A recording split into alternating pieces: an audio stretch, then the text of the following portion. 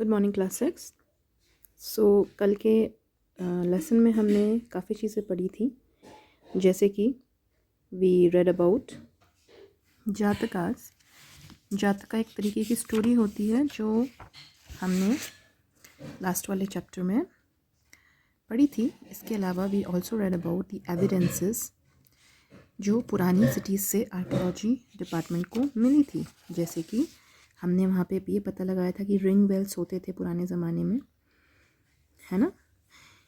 इसके अलावा कुछ ट्रैवलर्स थे, उन्होंने भी काफ़ी चीज़ें लिखी थी सिटीज़ के बारे में, जिसमें से हमें एक ग्रीक सेलर ने बरूच जो एक जगह थी बरीगाज़ा, उसके बारे में, उसके पोर्ट के बारे में उन्होंने डिस्क्राइब किया था। इसके अलावा we also read about punch marked coins and Mathura के बारे में हमने बहुत इंपॉर्टेंट चीज़ें पढ़ी थी कि मथुरा क्यों इतना इम्पोर्टेंट था आज से 2000 साल पहले, और क्या क्या चीज़ें वहाँ पे फेमस हुआ करती थी। ठीक है, तो आज के चैप्टर में हम पढ़ेंगे about craft and crafts person, and इसके अलावा एक और सिटी के बारे में पढ़ेंगे जो कि है Arikamedu.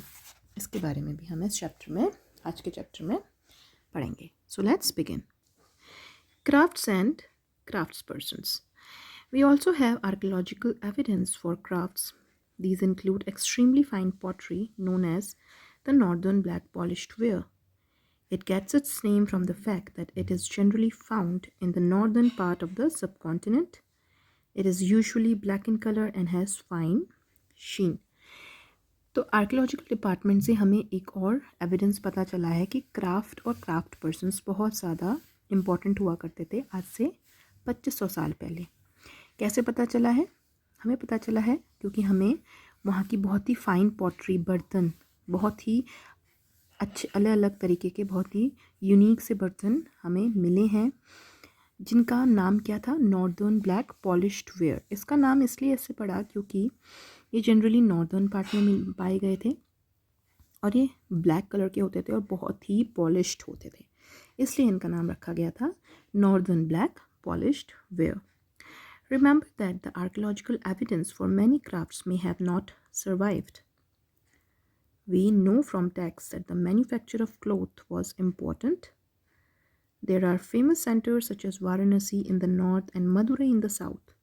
Both men and women worked in these centers.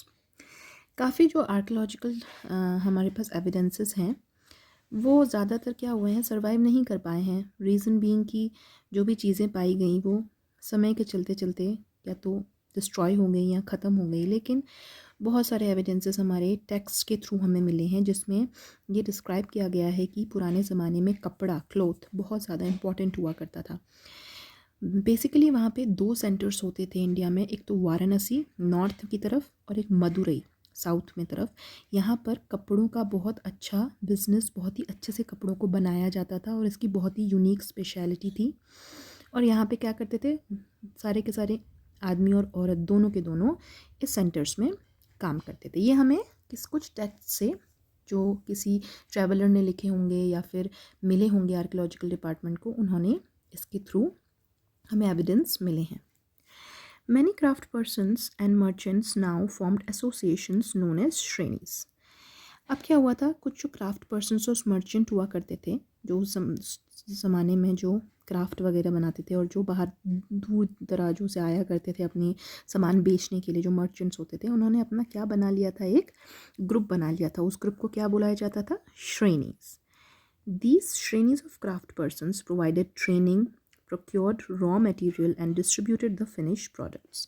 तो ये जो लोग होते थे जो श्रेणीज में होते थे, जो भी ग्रुप होता था क्राफ्ट पर्सन्स और मर्चेंट्स का, वो क्या करते थे, वो बाकी लोगों को ट्रेनिंग कर देते थे कि कैसे कोई चीज़ बनानी है. उनको रॉ मटेरियल देते थे, उनको जिस चीज़ से वो बनेगा वो सब चीज़ें प्रोवाइड करते थे. और फाइनली जो फिनिश प्रोडक्ट होता था, जो प्रोडक्ट बन के आ जाता था, उसको वो बेचते भी थे. तो सारा का सारा काम कौन करते थे? श्रेणीज करते थे. देन श्रेणीज of merchants organise the trade. और फिर जब ये प्रोडक्ट बन जाता था तो एक तरीके का ट्रेड ऑर्गेनाइज किया जाता था जहाँ पे बहुत ढेर सारी दुकानें लगाई जाती थी और कई कई जगह से लोग आते थे अपने चीज़ें बेचने के लिए और कई सारे लोग उनको ख़रीदने के लिए आते थे. श्रेणीज also served as banks where rich men and women deposited money. अच्छा, ये श्रेणीज का काम सिर्फ ट्रेनिंग प्रोवाइड करना, रॉ मटेरियल प्रोवाइड करना ही नहीं था. ये जो श्रेणीज थे ये बैंक की तरह भी काम किया करते थे, जहाँ पर बहुत अमीर लोग क्या करने आते थे, अपना मनी डिपॉजिट करने आते थे. जैसे हम भी अभी बैंक में कभी जाते हैं, इतना सारा पैसा वहीं पर ही रखते हैं, वैसे ही श्रेणीज भी कुछ बैंक्स की तरह सर्विसेज प्रोवाइड करते थे लोगों को, और यहाँ पर लोग अपने पैसे जमा करते थे. This was invested and part of the interest was returned or used to support religious institutions such as monasteries.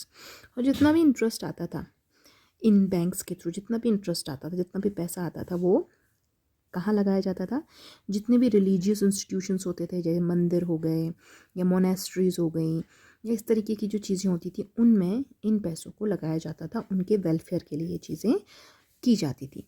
तो क्राफ्ट और क्राफ्ट पर्सनस में श्रेणीज का बहुत ज़्यादा इंपॉर्टेंट रोल हुआ करता था. Rules for spinning and weaving, ये आप पढ़ लीजिएगा किस तरीके से जो स्पिनिंग और वीविंग के, जो कपड़ा बनाने के जो रूल्स होते थे वो किस तरीके से होते थे. ये जो रूल्स थे, ये जो पैराग्राफ है, ये आप इसको पढ़ लीजिएगा, इसमें आपको सारे के सारे रूल्स पता चलेंगे. ओके, अब हम आ जाते हैं क्लोजर लुक अरिकामेडु. अरिकामेडु के बारे में हम पढ़ेंगे. इससे पहले जो इम्पोर्टेंट सिटी जो हमने पढ़ी थी वो थी मथुरा. मथुरा के बारे में हमने बहुत सारी इंपॉर्टेंट चीज़ें पढ़ी थी, है ना. तो अब जो हम पढ़ेंगे जिसके बारे में वो है Arikamedu. Find Arikamedu on map 7 and read the box on Rome on page 96. ये आप कर लीजिएगा. आप पेज नंबर 113 में जाएंगे, मैप में आपको ये अरिकामेडु का दिखाई दे जाएगा एग्जैक्टली अरिकामेडु कहाँ था. Between 2200 and 1900 years ago, Arikamedu was a coastal settlement where ships unloaded goods from distant lands.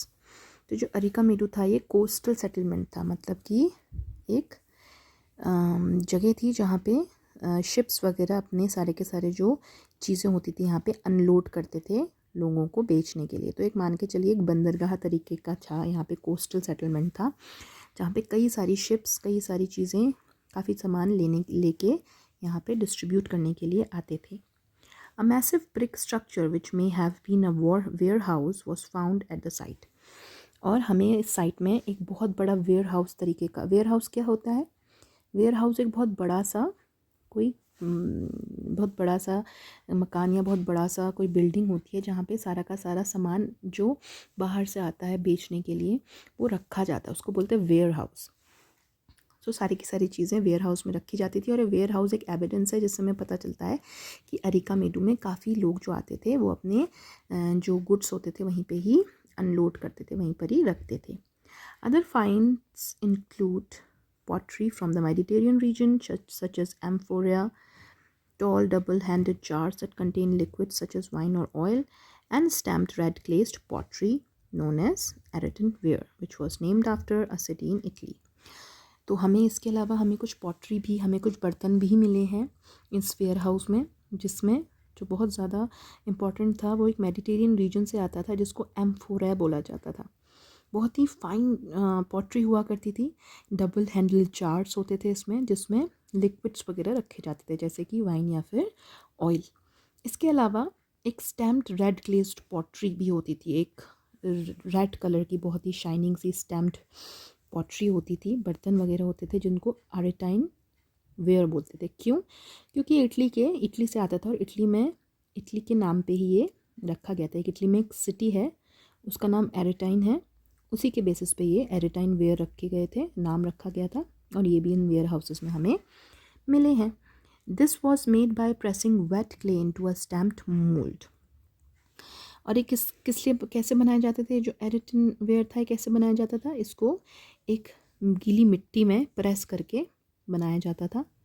ठीक है, इसलिए इसका नाम एरेटाइन वेयर है और इसकी बहुत ही ज़्यादा वैल्यू हुआ करती थी उस ज़माने में. There was yet another kind of pottery which was made locally though Roman designs were used. कुछ ऐसी पॉटरी भी हमें मिली है जो लोकली बनाई जाती थी. तो अभी तक तो जितनी पॉटरी थी ये बाहर से ही आई थी, जैसे मेडिटेरियन रीजन से आई थी, इटली से आई थी.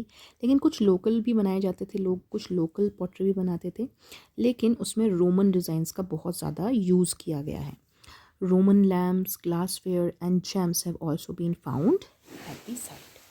तो यहाँ पे हमें क्या मिले हैं, रोमन लैम्प्स मिले हैं, कुछ कांच के बर्तन मिले हैं, ग्लासवेयर, और कुछ तरीके के जेम्स, मतलब कुछ बहुत ही अच्छे से पत्थर, जेम्स मतलब जो थोड़े से एक्सपेंसिव से पत्थर होते थे, उनसे भी उन्होंने बहुत सारी पॉटरी बनाई है। तो ये सब चीज़ें हमें कहाँ मिली हैं, अरिकामेडू में। Small tanks have been found that were probably dyeing vats used to dye clothes. और एक तरीके के टैंक्स भी मिले हैं छोटे छोटे से, जो ये समझा जा रहा है कि वो डाइंग के लिए यूज़ किए जाते थे। डाई मतलब किसी भी कपड़े में कोई कलर चढ़ाना, तो किसी भी कपड़े में कोई भी कलर चढ़ाने के लिए ये छोटे छोटे से टैंक्स भी इस जगह में अरिकामेडू में पाए गए हैं। There is plenty of evidence for the making of beads from semi precious stones and glass. और बहुत सारे एविडेंसेस हमें ये भी मिले हैं किस तरीके से बहुत प्रीशियस स्टोन्स जो होते थे उससे क्या बनाया जाता था, कुछ अलग अलग तरीके की बीड्स बनाई जाती थी और ग्लासेस भी बनाए जाते थे। तो इन सब एविडेंसेस से हमें पता चलता है कि अरिकामेडू आज से 1900 साल पहले बहुत ही इम्पॉर्टेंट, बहुत ही फेमस सिटी हुआ करती थी, जो कि एक कोस्टल सेटलमेंट था, जो कि समुद्र के पास था। यहाँ पे बहुत सारी शिप्स अपना सामान अनलोड करती थी।